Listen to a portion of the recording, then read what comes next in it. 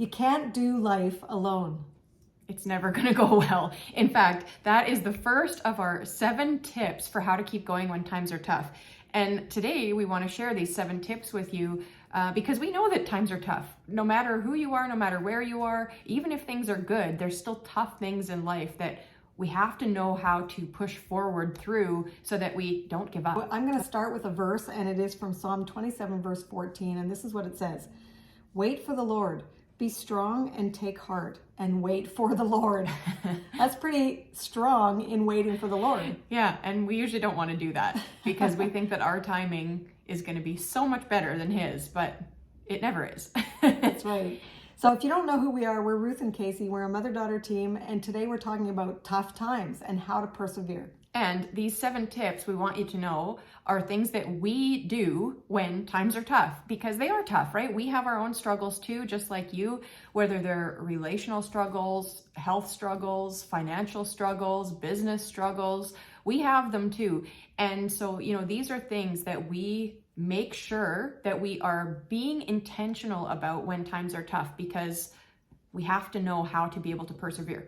That's right. So whatever you're going through in your life, maybe you're having tough times with your family or at your workplace. Maybe it's with coworkers. Maybe it's with your spouse. Maybe it's with friends. Maybe it's with children. Maybe it's with your weight loss. There are so many reasons where we can say we're just so overwhelmed. We're so exhausted.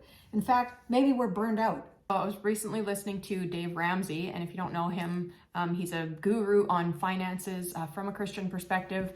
Anyways, and he was talking about the difference between burnout and exhaustion. And he said that the thing about both of them is that they feel the same in your body, but they feel very different emotionally. And so he said you could have a crazy weekend of work where you work for 16 hours a day, and by the end of it, you are like so exhausted. All you want to do is have your head hit the pillow, but you're also elated and exhilarated because it was an awesome experience and you helped a lot of people, and that's exhaustion. But burnout feels the same in your body. You want to just have your head hit the pillow. You want to shut it all out. You need a break. But emotionally, you are completely spent, right? There's nothing to help you move forward. There's no hope to look to. And so that's where burnout gets people, is because when we don't have hope, we don't have much. So how do we keep going in these tough times? Exactly. So we have, like we said, 7 things for you to implement into your life if you're struggling through something difficult right now. And the first one is you can't do it alone. You need to have a support system. That might look like a variety of different things. It might look like you have family members who are there to support you. It might mean that you have a church family that's there to support you. It might mean that you have a therapist who's there to support you, right? Like, we need support, but it doesn't have to look the same for you and me. That's right. And so find some kind of support system. You might have to humble yourself, let go of your pride, and ask for help. Because I'm going to say, if you're not asking for help and you know that you need some help, that is probably a pride thing. And we have to get, our health and our well-being is way more important. Let go of your pride, surrender that, and ask for help. Well, and I think the other thing that we sometimes do is we project what people will think if we ask for help. And chances are people are very willing to help and they want to help, but they don't know how to help. That's right. And so if you are willing to say, hey, this is a way that you could really support me right now, most people will go, oh yeah, I can do that. And if you don't know where to turn to ask for help, I'm going to suggest looking up in your neighborhood, like a counselor or a therapist, or sometimes there's like First Link, or ask your pastor, because they have so many resources. So our second tip is to make sure that you are taking good care of yourself. And what we mean by that specifically in this point is having good nutrition and good hydration. The old saying, you are what you eat, and we used to say it like it was an insult when I was a kid. It's so true, right? We are what we eat. If we only consume junk, then we feel like junk. If we consume good, healthy food, if we hydrate our bodies well, then we're going to feel a lot better. And so the quality of what you are choosing to put into your body really matters, especially when you're going through a tough time, because just to put the icing on the cake, if you're going to feel horrible because you're not taking good care of your body, well, that just puts the icing on the cake and not in a good way. That's right. Totally agreed. And to go along with that is drinking enough water so that your body stays hydrated. If you don't stay hydrated, you are not going to have the energy that you need at all to keep going. Yeah. When you think of people who fast and they drink water for days and days and days, like this actually happens, it's the water that keeps them going. And so your body needs water, whether you think it does or not. Mm-hmm. The third point is to get enough sleep. If you're not getting enough sleep, well, your exhaustion and your burnout is going to come a whole lot quicker.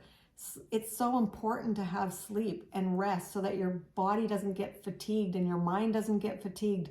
We have to have our minds resting. Just like our physical body needs rest, our mind needs a rest as well. So make sure that you're not burning the candle at both ends.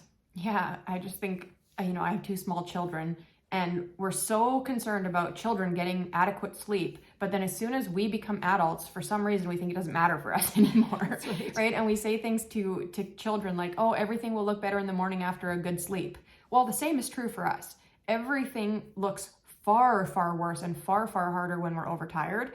And your problems aren't going to go away just because you have had a good sleep, but you are so much better able to handle it mentally and emotionally when you are well rested. And you're going to make better decisions. So our next strategy is to actually find hope.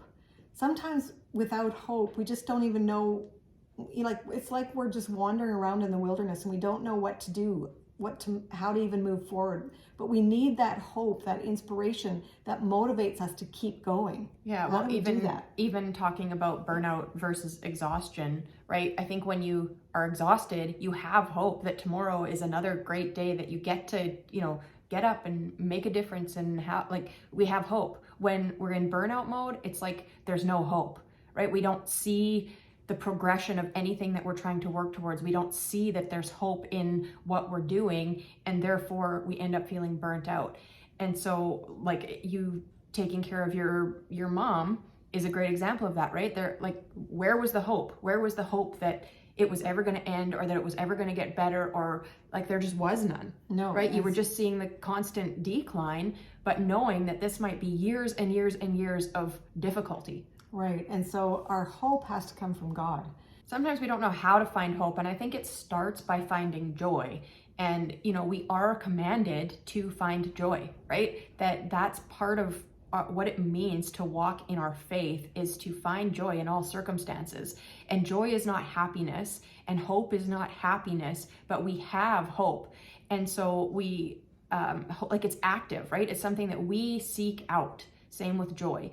And so here is a verse for you from Romans 15:13 that says, "May the God of hope fill you with all joy and peace as you trust in him, so that you may overflow with hope by the power of the Holy Spirit." So even in that verse, it's active. May the God of hope fill you with all joy and peace as you trust him, right? So we are trusting him, and that's where our hope comes from. That's where our joy comes from. But it's an active thing that we have to do, to trust that even when times are tough, that God is still in control. And we have to do this daily, sometimes hourly. And so in order to keep going, we have to turn to God for our joy, and that will give us hope, because there is always hope in the Lord. Mm-hmm. And you might not be able to find hope in exactly the circumstance that you're struggling through. There wasn't really any hope that my grandma was going to get better, right? But there's other hope out there, right? There's hope. We have the hope that we know that she was going to go to be with Jesus when she passed away. We have the hope that she has the best care possible. We have the hope that we can find joy even amongst the journey, because there's always joy when you seek for it. Mm-hmm. Our next point is that we have to be putting good stuff into our minds. And that's a hard thing to choose to do as well when we're down in the dumps, when we're discouraged. But that's exactly when we need it. And again, I'm reminded of a verse from the Bible that talks about whatever is true, whatever is noble, whatever is righteous, whatever is pure, whatever is lovely, whatever is admirable, whatever is excellent, whatever is praiseworthy. Think about those things. And so we have to choose to put the positive stuff in. And that might mean listening to a podcast. That might mean reading your Bible, or having, an audio version of it being read to you through your phone or your device. Yeah, I know that for me, I like to listen to things on YouTube, like I'll put on a sermon or I'll put on some music, and it just lifts me up. It's inspiration that I need for that day to keep me going. Yeah. And we really have no reason not to do that with the amount of accessibility that we have today to technology and to podcasts and sermons and YouTube and stuff like that. But you have to choose to do it. And the Bible also commands us to do it. It says that we are supposed to renew our minds. So what are you doing to renew your mind? And what am I doing to renew my mind? We need to renew our minds in order to have that positive inspiration.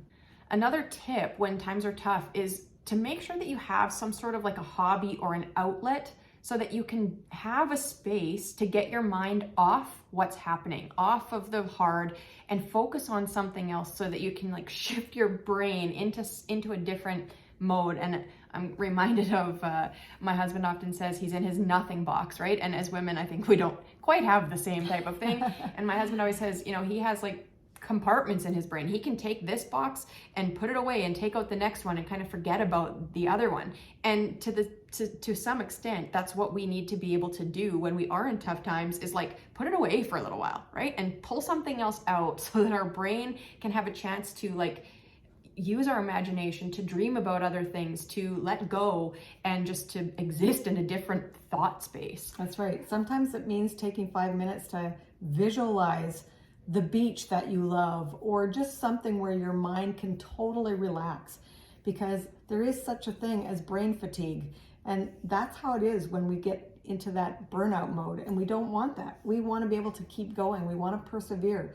So we have to give our minds a rest.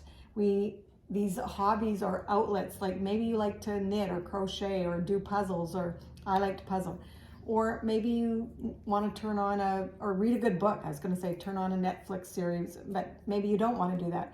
But you just need some outlet. Get outside for a walk, right? Like there's so many things we can do. You need some outlet to think about different things. So last but not least, our last strategy is to pray and to read your Bible, because this is actually the first thing we should be doing. And that's why I said last but not least, because with God in the journey, we know that all things are possible. We know that we can have the hope. We know that we can have the inspiration. We know we can have the motivation. We know we can have the perseverance to keep going through the tough times. Exactly. And, you know, again, even if that means putting your earbuds in while you're doing some of the work that you have to do, and there's so many Bible apps out there that can even read it to you, right? Like there's ways we can do it. Pray while you're grocery shopping, pray while you're, like pray without ceasing. That means that throughout the day, as you're doing your daily activities, you're giving it all to God, you're casting your cares, and asking for the help that you need and the guidance that you need to make it through. So we know that you may be struggling, and if you are, why don't you comment below, because we'd love to pray for you. As we say all of these things about how to keep going when times are tough, we also want to acknowledge that sometimes quitting is the thing to do too, right? We in our culture have this connotation that quitting is bad. Quitting is bad. I can't quit. But sometimes quitting is a really good thing. That's right. And so you have to evaluate your own circumstances. Like some things we absolutely can't quit and we have to keep going. But maybe it is time to reevaluate what's going on in your life and make some changes, make some pivots. Like, we've worked with coaches in the past, and I remember one example in particular. She was like, quitting is not always bad. If you decide you're going to quit smoking, that's one of the most positive decisions that you can make for the sake of your health. So ask yourself, is it time for me to persevere right now, or is it time for me to pivot? We know that some things you cannot absolutely quit. Like if you're looking after an elderly parent or a child with challenges, you can't just quit on that, but you certainly can add in some help.